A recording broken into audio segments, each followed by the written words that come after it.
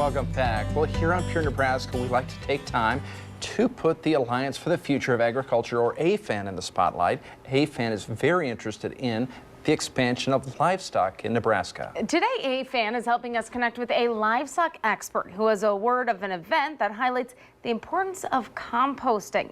Talking to us now about planning, construction, and managing a compost pile is livestock bioenvironmental engineer Amy Schmidt. Thanks for being here today, Amy. Thanks for having me. Hey, thanks for coming by. And we want to talk to you a little bit about a mortality composting event that's coming up. Maybe explain what that is and then why you're doing this. Okay.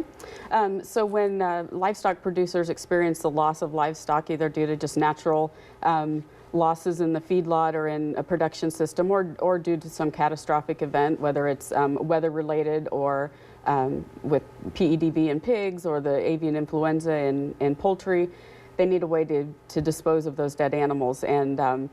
And so composting is one of the ways that we like to promote that they dispose of those animals. It's biosecure if it's done correctly, so it gets rid of the disease-causing organisms on the farm, and it produces a valuable product that can be used as a soil amendment on the farm as well.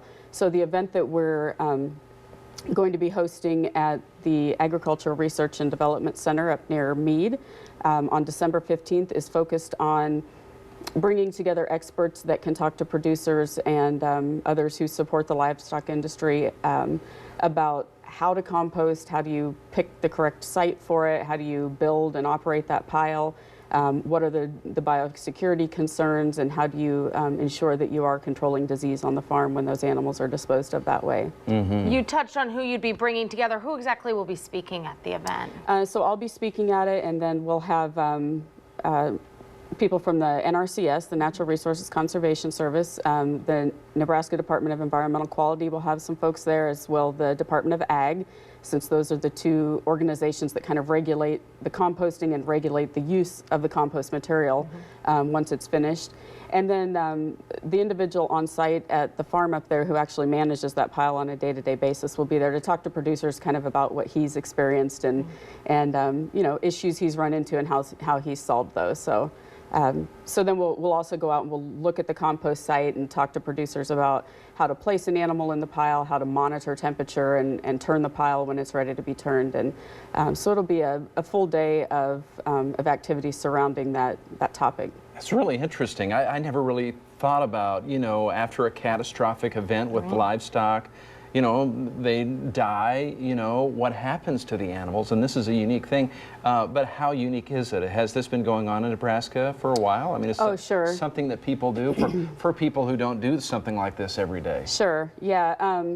So there's 5 different ways actually that you can legally dispose of animals in the state of Nebraska, and composting is one of those. You know, burial and rendering are other ones. There are a number of swine systems that use composting.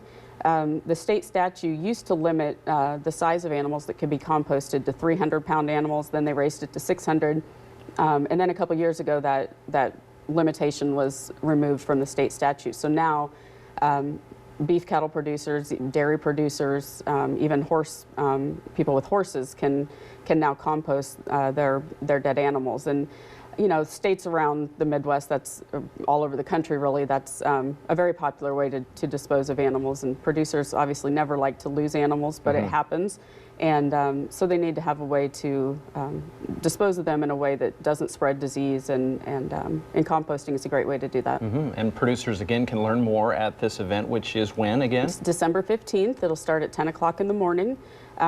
If you want to get more information about it, you can go to our website at manure.unl.edu, and it's listed at the top of the page there. We do ask folks to register or RSVP for the event because AFAN is sponsoring a meal that day, so we'd like to have an appropriate head count for the meal. But yeah, we hope to get a lot of people out there that day. Sounds good.